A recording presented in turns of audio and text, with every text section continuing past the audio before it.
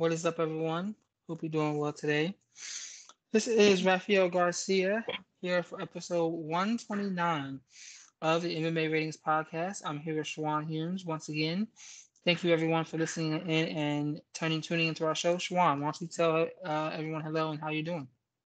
Hey, hello guys. Doing well as always. Just busy, man. I training kids in basketball. Had a couple amateur boxers hire me to do film study of their last fights. Had a couple fighters call me MMA. So it's like three sports. So it's just nonstop. That and work is just always on the go, man. Now I have an idea of what it's like to live your life, and I don't like it. I don't even know how to respond to that. Yeah, it's always busy. It's one thing after another, one thing after another. So you know how it kind of goes. Um, are you ready to talk about some MMA this week? Man, we got quite a little bit to talk. We don't have too much to talk about, but still got some things I want to pick up on.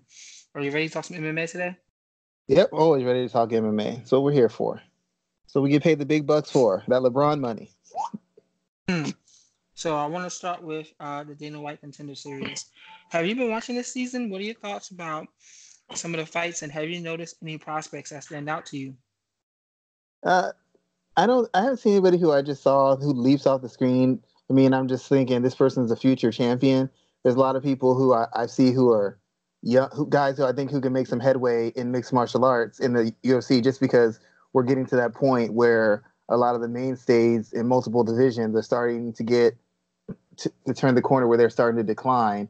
So this is the point where the fresh blood starts coming in, and if they're what Dana thinks they are, should start in their process of building them up and eventually putting them in a position where they can push out those aging stars. So in that regard, I see a lot of young talent, see a lot of athleticism. Uh, Even with the guys who are more experienced, I don't see kind of the seasoning I would like to see or the poise, but I see the potential, and that's all you need at that level. True, true. What do you think about Tracy Cortez? I think she has a pretty interesting story, and she has a type of look that the UFC loves to promote. Yeah, I think they're gonna. I mean, to be quite honest, it's clear when I first saw her and I heard about her story, I was thinking she'd have to do something pretty awful for her to not have a chance to move forward in the UFC. She, like you said, she has a look. She clearly has skills, and most importantly, she has a look and she has a backstory. And the UFC, even though they're not good at building stars, they are good at providing that platform for people who have star quality to kind of take the next step. And she seems to have all the characteristics, all the ingredients to be a potential star. Plus, in that division, the flyweight division, there's not a lot of established names. A lot of the girls who are big in there are girls who haven't made an impact as far as becoming dominant fighters or becoming celebrities. And a lot of the women in there are trending towards older age. So you can't really imagine them being around for the next 2 to 4 years, at least not at a high level. So she's coming in at a time when they need live bodies, they need legitimate skill, but they need people who can move the needle. And she seems to have a little bit of all that. In fact, I'd say that she has a better chance at making an impression than a lot of the male fighters because there's so many male fighters. They can almost bleed together as far as their stories and their presentation and their looks. We're still at the stage where we don't have enough female fighters where somebody stands out a little bit. They might as well just be a sore thumb because they stick out so much because everybody else has either been around and kind of you've gotten familiar with them, or they're just new and they haven't made an impression at all. So you have somebody who's got a look, has made an impression, and can fight. That's all the things Dana wants. So I fully expect her to get put not fast tracked, but I fully expect the UFC to get behind her in hopes that she can become maybe what someone like Paige Van Zant was supposed to be and never really achieved. That's actually what I was about to say, that she is so distinct that I think she has a better opportunity of standing out compared to a lot of the other fighters. Because even looking at all the men that have fought and gotten contracts so far, the only one that really stands out is the guy who recently won and got cut because he failed the drug test. Outside of that, none of these guys really have a long-lasting image that will stand out to me in the near future. Yeah, it's like a lot of times people say that because it was male oriented and male dominated, and it did work against women. They didn't get these opportunities.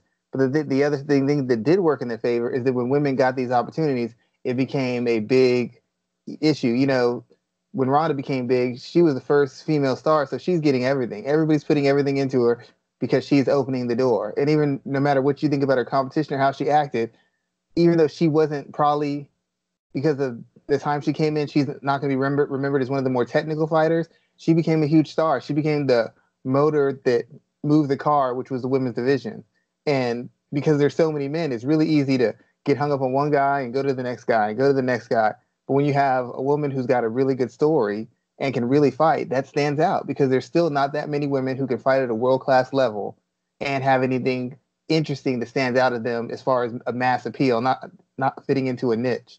And in the case of Tracy Cortez, she seems like she's come up with a little bit more of a structured training regimen and style. So unlike a Paige Van Zandt, who was kind of more of an athlete who was directed to fight, Cortez seems to have a little bit more investment in her all-around skill set and how she approaches the game.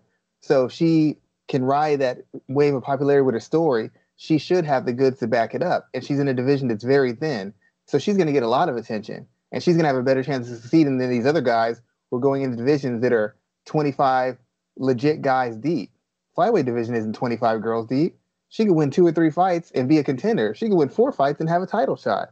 She has a real chance to make some noise in that division, in the women's division, even though she'd just be a new entrant in it. She has a very good chance to make some noise. The other guys coming in, they don't have as good a chance. They don't have as good a shot. The divisions are deeper. The skill sets are higher. There's more diversity as far as the body types, the athletic tools, and the technical tools. So they got a bigger hill to climb, and they're not going to get as much support and fanfare until they start beating top end guys. Cortez is going to come in with a lot of fanfare, and she's going to come in with a supporting system, and she's going to come in with a better than 50% chance of reeling off 1, 2, 3 wins if they manage her right. And they have no reason to manage her wrong because she has the potential to be a star. So she's actually on a better path than a lot of them who are probably going to get thrown to the wolves. As we know, the Contender Series guys have not done great in the UFC. Those are awesome, good thoughts there. And I mean, other than oh man, what's the guy's name? The white guy who has popped twice, once for marijuana. What's his name? Oh my God, I know what you're Um, talking about. Sean something. The fact that Ah, we can remember he got popped twice for something is not the impression. It proves the point we're trying to make.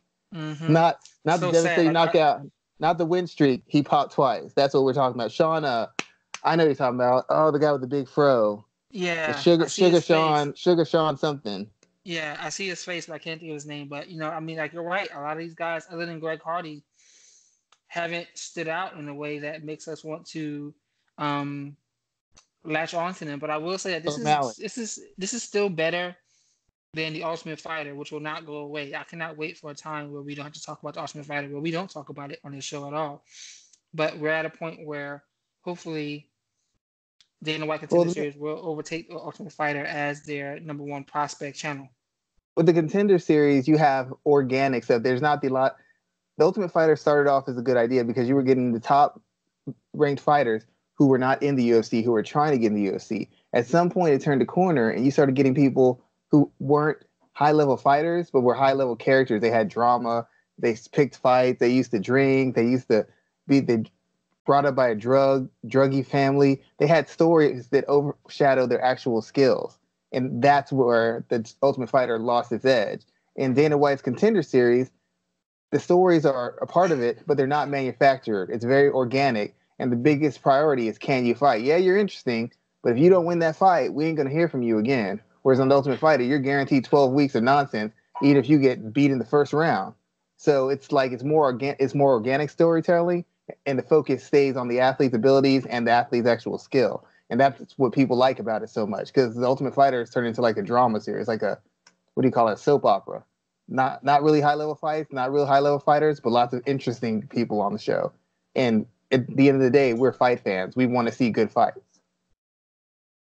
And speaking of soap opera, because you actually said something great there, let's talk about Chris Cyborg, because this is a continuing soap opera in which her contract is now up, and there's back and forth about whether or not she'll return to the UFC to face Amanda Nunes.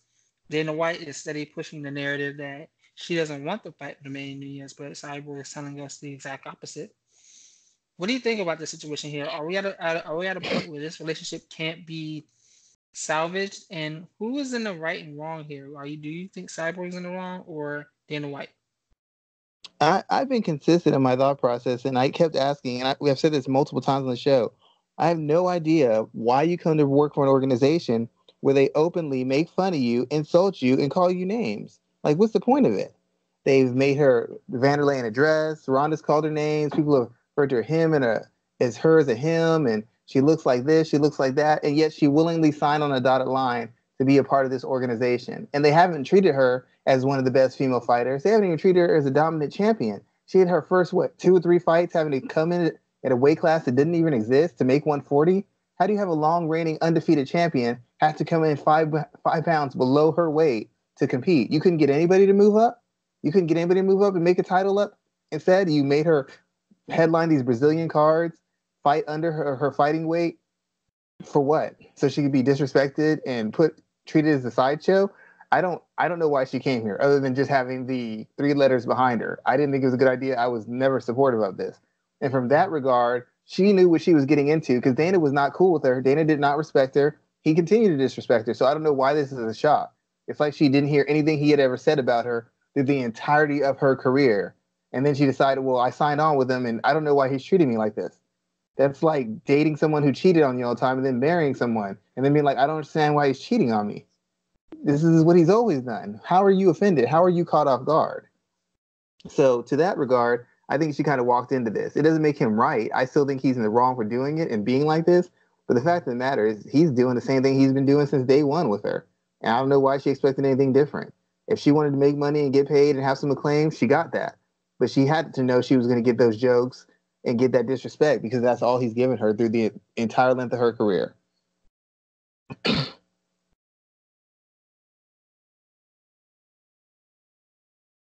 How much now? See, I think the answer to your question now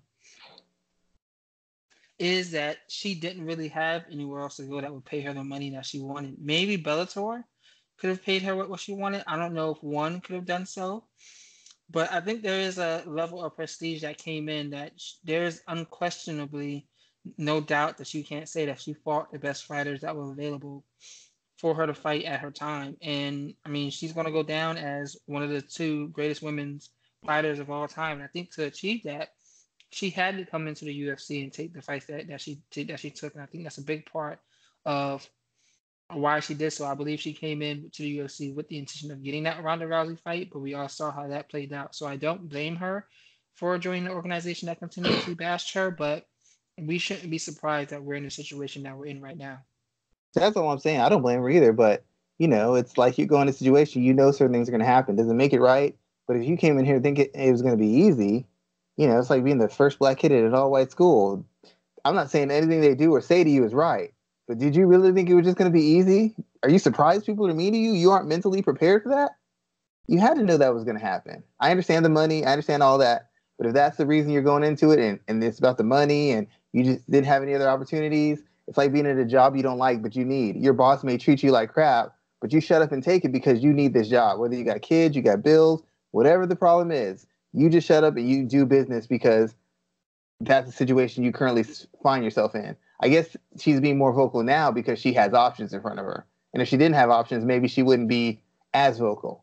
But to me, it's like, I'm not a Dana White fan by any means, but she had to have known this was going to happen. And once again, I don't pay her bills. I don't take care of her issues. So she's got to do what she's got to do. I'm just not a big fan of signing on to be at a company where they don't have your best interest at hand. Ronda got beat and ran from the cameras, and Dana just defends her. Cyborg gets beat, faces the cameras, is honest, is open, and he can't do anything but bury her. It's like they're paying him to see how much value he can take away from her in every interview he does.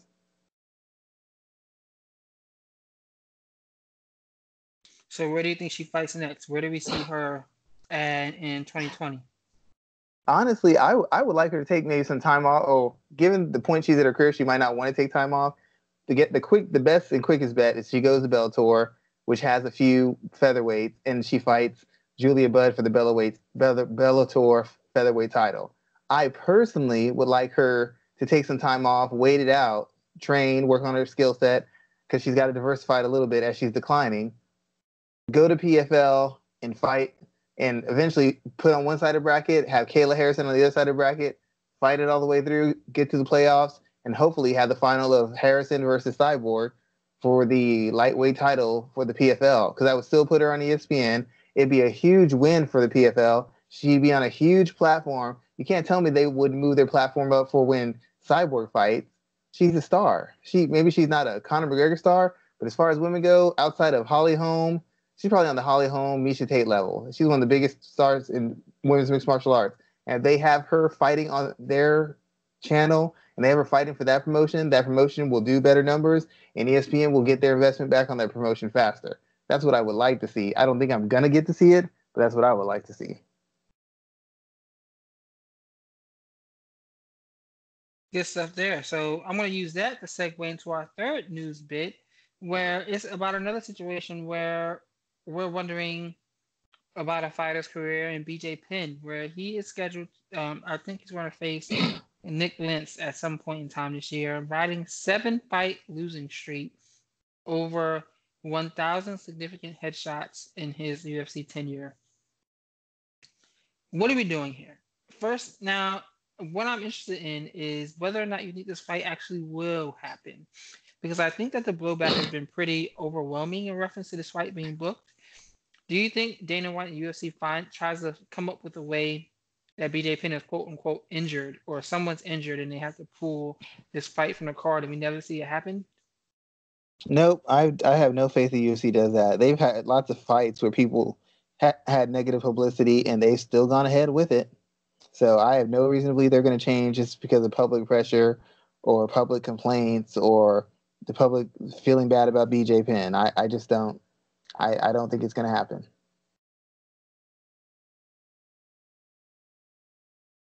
Not at all, huh? You don't have any faith in them? No, I don't. I mean, if BJ seriously actually gets hurt or something actually happens, sure. But I have no reason to believe the UFC is going to cave to public pressure. There was pressure after Rampage went nuts and was driving his truck all over cars. There's outrage with John Jones. There's outrage with one of the guys who were on Dana White looking for a fight series who had domestic abuse issues, and they let him fight once or twice. There was issues with Greg Hardy.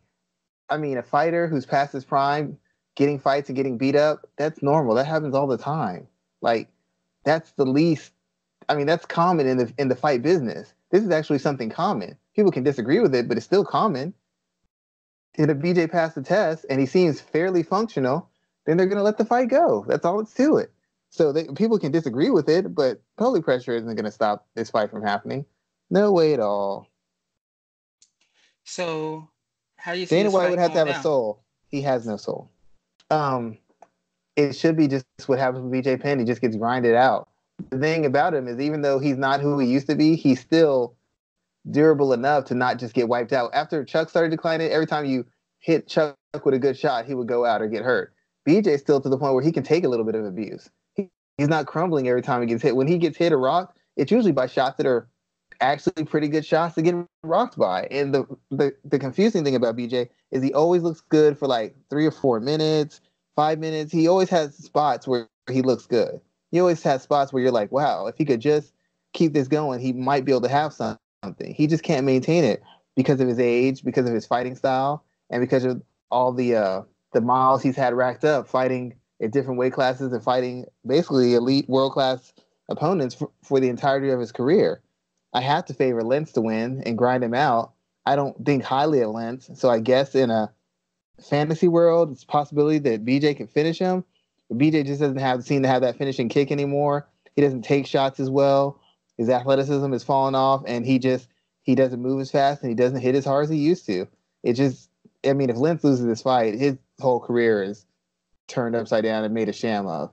But most likely he won't. He'll just beat on BJ until they stop the fight, or worse yet, BJ will take a full 3 rounds of abuse and lose a one-sided decision. But like I said, he's too tough for his own good right now. Now, Dana did say something interesting, that this is the last time BJ fights in the UFC. If they do cut him, do we see him fight somewhere in like a ONE FC or a Bellator? or does everyone just raise their hands up and say, you know what, we're done with this guy? I honestly think part of the reason he's letting him fight this out is so that he doesn't have any value to someplace else. I mean, if BJ's getting all this blowback and the UFC's getting all this blowback, the UFC can take it. They're a huge organization. They're getting paid regardless. Can Bellator afford to catch this kind of heat? I don't know. Maybe Risen can, but I mean, what does it do for them at this stage? I mean, BJ's a big star, but he's not that kind of star, and they've got good investments in funding. They don't necessarily need that kind of kick. There's lots of guys who want to fight over there. I don't see the purpose of having him over there. I don't think it does enough good to make up for the money they would spend on him, in my opinion. And Bellator, I don't think they can afford to take the public relations hit.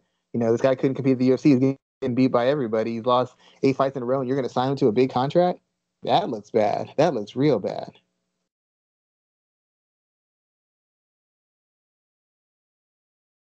Sorry about that. I was stuck on mute. Yeah, no So problem. that's all I want to talk about from the news standpoint because we have a fight card too, actually. I forgot ONE FC has a card this weekend as well. I want to talk about at least 3 fights on that card. But we have if hailing from the armpit of the world in Newark, New Jersey, we have Robbie Lawler facing Kobe Covington for what will probably be a #1 contender slot, or at least for Covington because we know Lawler is a little bit further out of the picture than that. Yes. But this is an important fight at 170. First, let's talk about the matchup strictly itself. And Schwan, I want to let you have your space here. Tell me about this matchup from what you see and how do you think it's going to play out? Really, it's just a fight of who can assert their will and who can force who back. Covington's big thing is he's a grinder. He puts pressure on you. He puts volume on you. He chips you up with strikes in the clinch. He chips you up with strikes on the ground. He forces you into these extended grappling exchanges, wrestling exchanges, and clinches up against the cage. He just pushes, pushes, pushes, and there's volume, there's volume, there's volume, and he basically extends you. And then as you wear down, starts breaking you down, taking over the fight. That's basically what he's done throughout this new run he's been on. He hasn't been particularly slick. He's not a counter puncher. He's not a high level submission kind of guy. He's the guy who imposes his will on you by forcing you to fight at a pace that you don't want to fight at. That's when you get sloppy. Your strikes get a little bit sloppier. Your defense gets a little bit more lax because you're spending more energy than you're used to. You're not hitting with the power you do. You're not being as accurate. You can't hold certain positions. That's his whole plan. It's a long plan. By forcing you to fight at a higher pace than you're used to, mentally you can't keep up, physically you can't keep up. And when those things start giving out of you, that's when his athleticism, his physicality, and his aggression turn the fight and essentially take it over. That's what he wants to do to Robbie. He wants to take some of the explosiveness out of his legs and his arms so he can't hit him with those one hitter quitters. He wants to put him on his back foot and push him back so that Robbie can't find his range, if Robbie can't settle down on his shots. And he wants to work with a lot of volume so that instead of punching with him, if he wants to overwhelm Robbie, where Robbie starts getting defensive, where he's slipping and blocking and parrying instead of getting off with counters or pushing Covington back to create space to get off with his strikes. That's what he wants to do. And when guys have done that to Robbie Lawler, he's looked human, he's looked beatable, and he's not just looked beatable, he's been beatable. RDA did the same thing to him. And RDA is an undersized welterweight who doesn't have great power, isn't is strong, but isn't dominantly strong at welterweight, and he was able to out hustle and slowly break down Robbie Lawler. In the case of Robbie, what he wants to do is he wants to stop Covington's forward pressure. When Covington comes forward, he doesn't even want to let Covington get to the spots he wants to get in to do damage, which means Robbie's going to want to jab. He's going to want to feint. Anything that can stop that forward pressure. If he feints a shot, Covington's going to stop because Covington doesn't have good defense. So he has to stop his forward pressure. And in those instances, Robbie can exit on an angle, create space. He could turn Covington, or he could just tee off on him. Same thing with the jab. Jab to the face, jab to the chest, jab to the body, breaks that rhythm.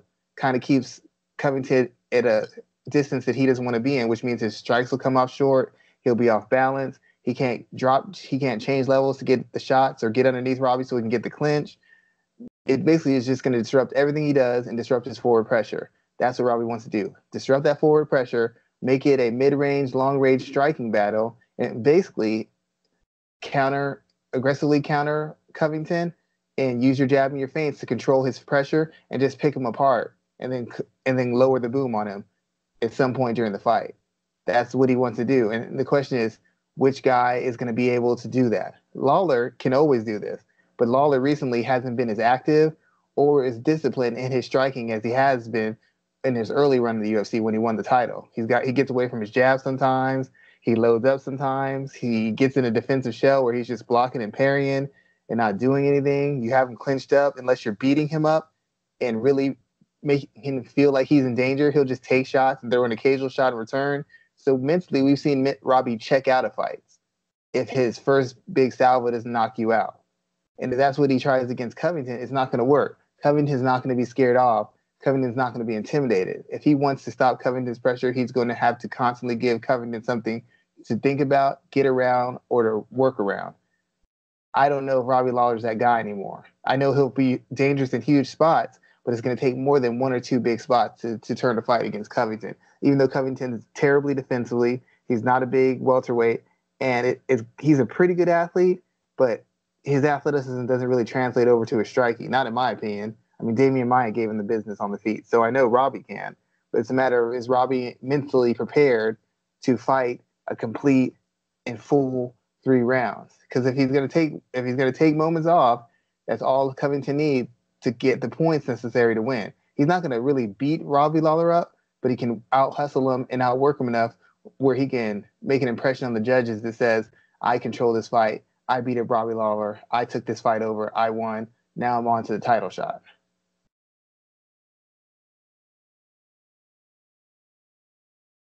So are you picking Covington to come out with the victory?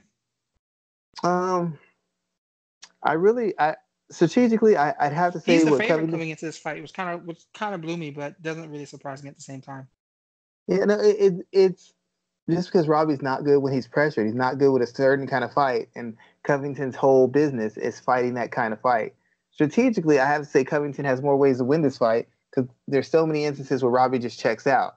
But I'm gonna say that Lawler wins the fight. He's gonna go back to the old Lawler.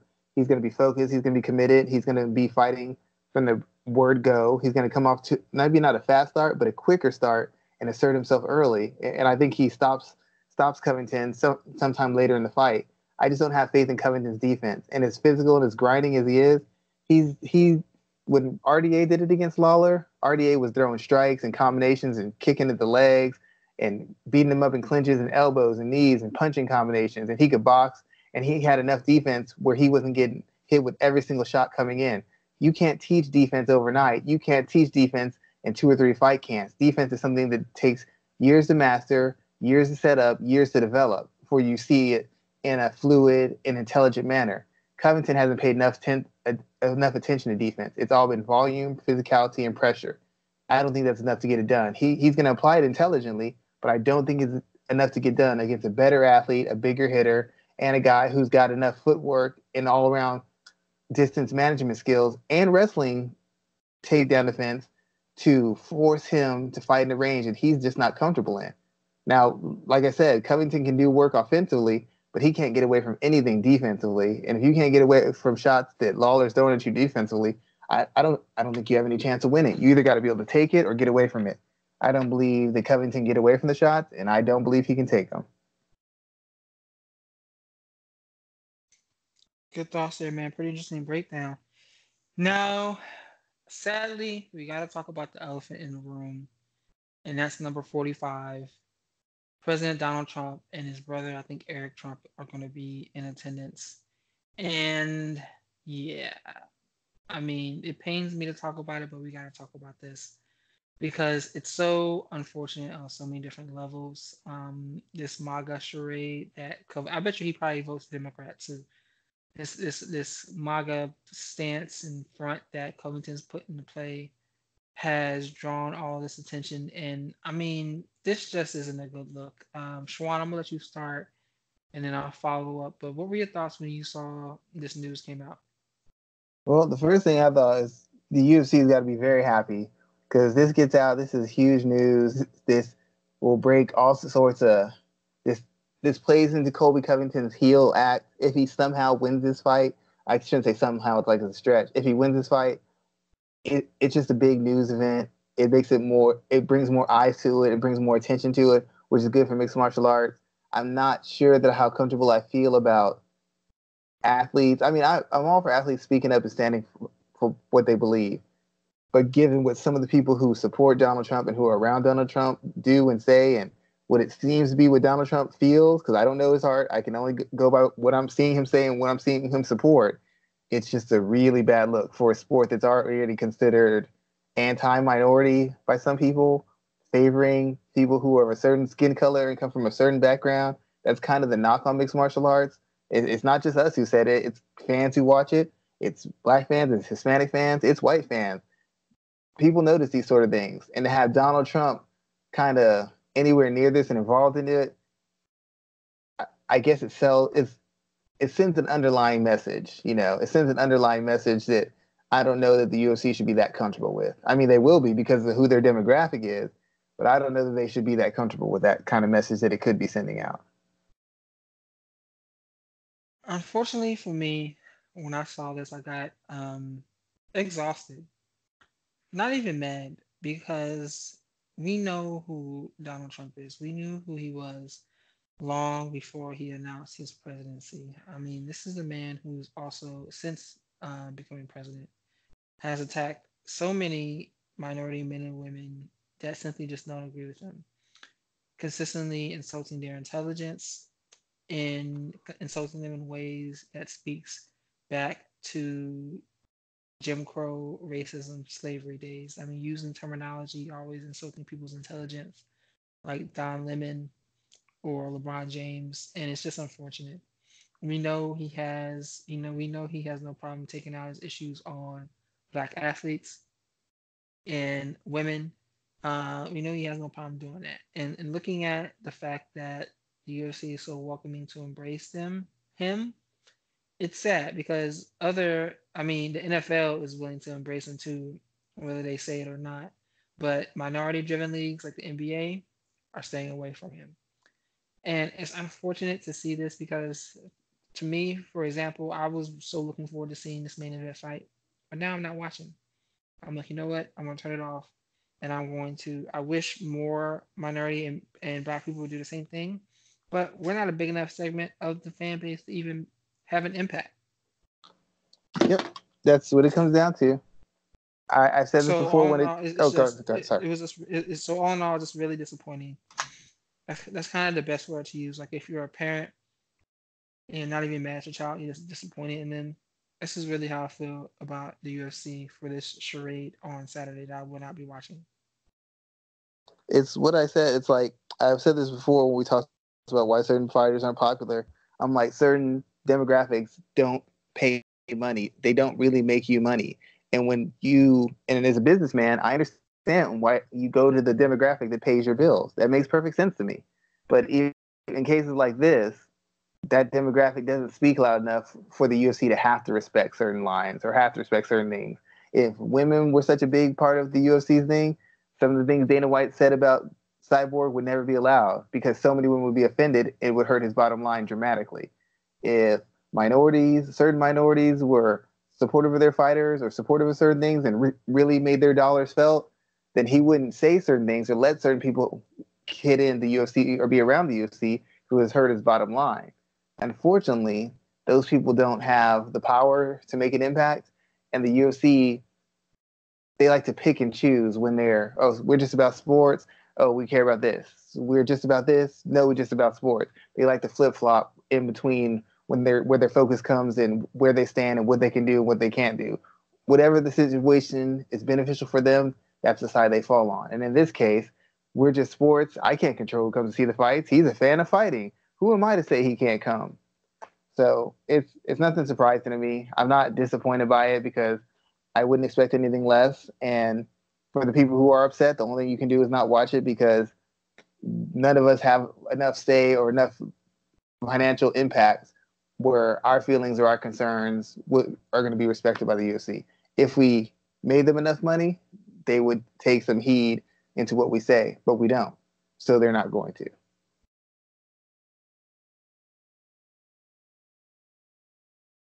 Yeah, man, it's just so unfortunate. Let's move on because there's two other fights I want to talk about on this card. Clay Guida and Jim Miller.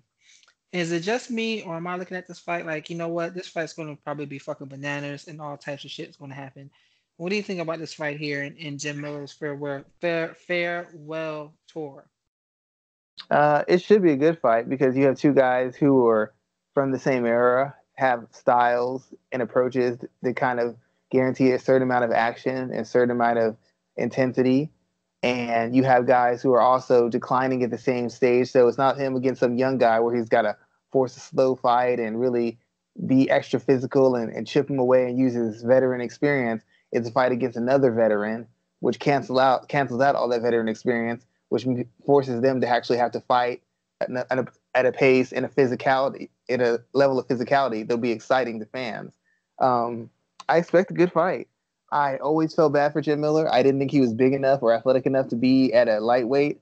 For some reason, I always hoped he could drop the featherweight because I believe that if he fought at featherweight, he would at least get a title shot. He would at least. I don't think he would have beat Aldo or I guess McGregor whenever he held the title, but I felt that if he could have made featherweight, he had a chance to at least get his shot at the title. And he's a guy who went on 5, 6, 7 fight win streaks routinely, but can never win the big fight to get him over the hump to get a title fight at lightweight.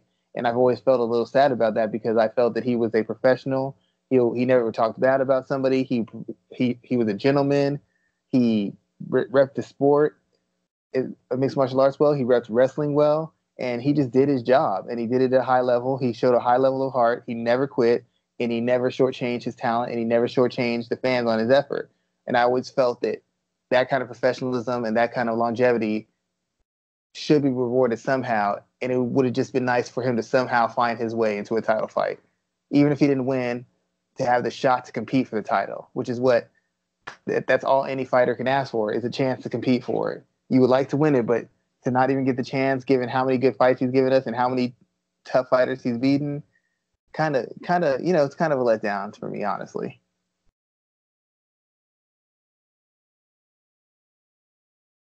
It's a letdown to you, huh?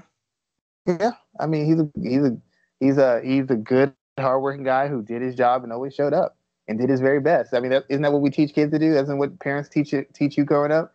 Do your best, show up on time, don't embarrass your family, don't embarrass your company, don't embarrass yourself. Make the most of your talent, give everything you have, and good things will happen. And he did that, as far as I know, for the length of his career. He did that. He just was never able to win the big fight that would get him in the position to have a chance to be a champion. And while he didn't earn it because he didn't win it, you still feel like there's so many guys who got by on talking trash or 1 or 2 wins. And you have a guy like him who's got a whole library of quality wins, and he could just never get close enough to even get a chance at it. He's always been like a testament to hard work to me, and I agree with you. It would have been interesting to see him in the title picture. The closest he got was that loss to Ben Henderson, but it's unfortunate. But he's always been someone that's like been on the cusp, but the game passed him by. Yeah, I mean, it passed him by, and he was never the biggest guy, and he's not a great athlete. I mean, he's an example of what Forrest Griffin used to say. At one point, it was where you were conditioned and who was the actual toughest guy. At a certain point, you started getting a certain level of athletes, and being tough just didn't matter as much as it used to be. Being a grinder didn't matter as much as it used to be. Jim Miller's an example of the romanticism of combat sports, like the Rocky. He's just tough. He just has heart. He just never stops going. That's all well and good. But in reality, athleticism and talent always plays a part. And the one thing he's never had a whole ton of is world class talent or world class athleticism. And there's been more than one fight where he's actually lost because he did not have that. At the highest levels, he was always running into brick walls. And it wasn't because the guys were so much better skilled than him or they had more heart or they were more professional or better prepared. He didn't have enough talent to compete.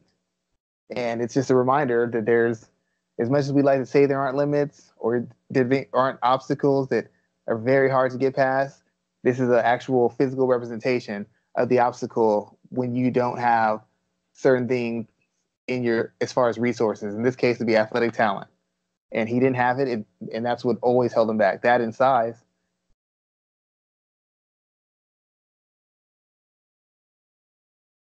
So, is there anything else in this card that stands out to you? I think that is worth us talking about tonight.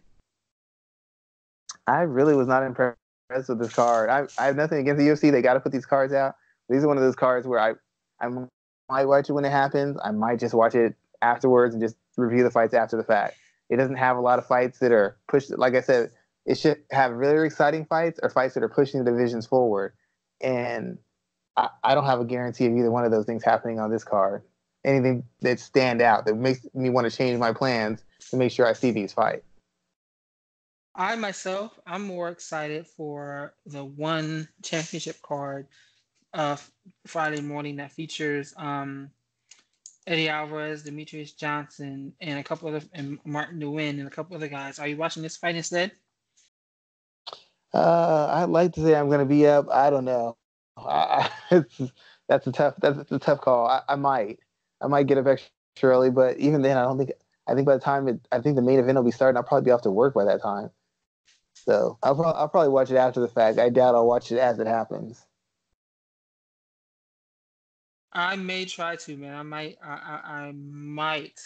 Big M stay up late, but this is an interesting card. Yeah, I'm definitely if I don't catch it live, I'm gonna figure out a way to watch the rebound version of it.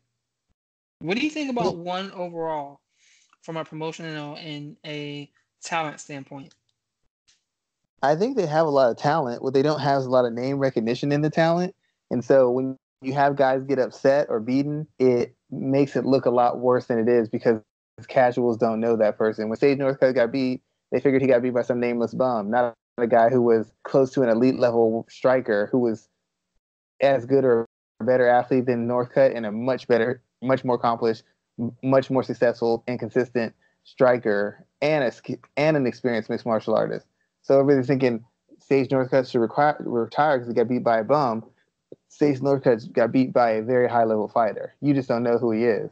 When Eddie Alvarez got beat, it's the same thing. Well, Eddie Alvarez got beat, he must be shot, he must be falling apart. And it's true, Eddie Alvarez is on the decline. He's not going to be here 4 to 5 years later. But the guy he faced was very large for the weight class and also a very accomplished fighter. He just hasn't fought in the U.S. very much, and he hasn't been put on the front lines by the UFC. So they have a lot of talent. They just don't have the name recognition. And when people don't recognize the names, they instantly assume that there's not quality. Like, oh, I don't recognize this guy. Like a friend of mine who did mixed martial arts, he went into a boxing gym. He wanted to spar one of the big name guys. They had him spar with some 17-year-old kid. The 17-year-old kid just beat the crap out of him. But he didn't know who this kid is, so he felt very embarrassed. This kid was a very good fighter. He was like 117. No, he was like, no, it takes about 76 and 11 as an amateur. 76 and 11 as an amateur. 76 fights he won. It's not embarrassing to get beat by that guy, but when he doesn't have name value, it affects the impression it's made, and it makes you think less of the fighter. The one thing I will say about one is they're not trying to protect anybody. You sign with them, you better be prepared to fight. There are no easy matchups. There's no showcase fights. They're paying you a lot of money, which means you are going to be facing real challenges. And if you're not prepared for that, you do not need to sign with that company. They ain't doing anybody any favors. And while I'm very impressed with it, it doesn't seem like it's the best way